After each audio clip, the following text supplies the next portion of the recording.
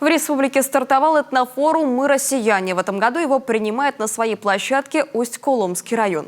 В программе образовательные семинары для НКО, муниципальных специалистов, круглые столы с участием федеральных экспертов, обучающая площадка для молодых журналистов и блогеров, марафон мастер-классов и многое другое. Практически все мероприятия в режиме онлайн.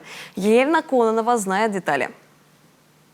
Больше 10 не собираться и строго соблюдать масочный режим. Традиционный этнофорум «Мы россияне» подстраивается под условия пандемии. Вся программа разработана с учетом социального дистанцирования. На образовательных семинарах ограниченное количество слушателей. Это руководители домов культуры, сельских администраций, учреждений спорта, предприниматели и просто активные жители. Тема: как при помощи грантов привлекать финансы в район, создавать рабочие места и вместе с властью решать проблемы. Подобный ликбез дает отличный результат. Например, благодаря проекту педагога из Прилузья старая школьная столовая смогла переехать в кирпичное здание учебного учреждения.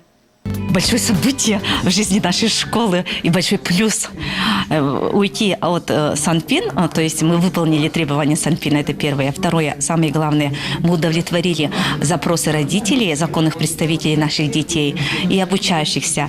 И наши учителя в настоящее время, имея сменную обувь, туфельки, не надо переодеваться, это тоже экономит время.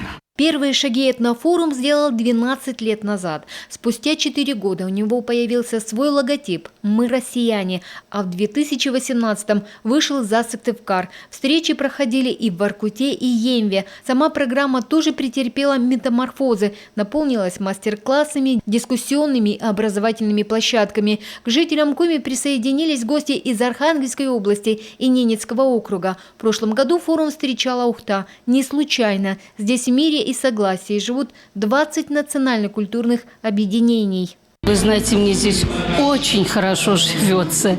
Я здесь с детства.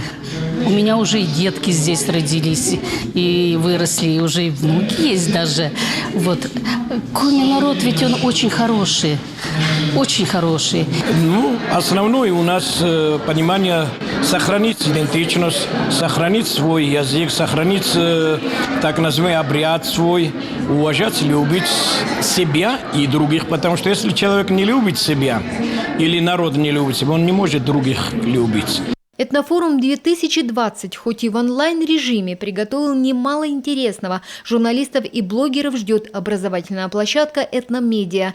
Молодежь может блеснуть эрудицией в интеллектуальной игре «Юрвемтыш», «Мозгобойня». Знания по этнографии проверит большой диктант. Также организаторы проведут марафон мастер-классов по национальной кухне и тоже онлайн. А 3 ноября состоится видеотрансляция гала-концерта финалистов и победителей межрегионального детского фестиваля национальных культур «Венок дружбы».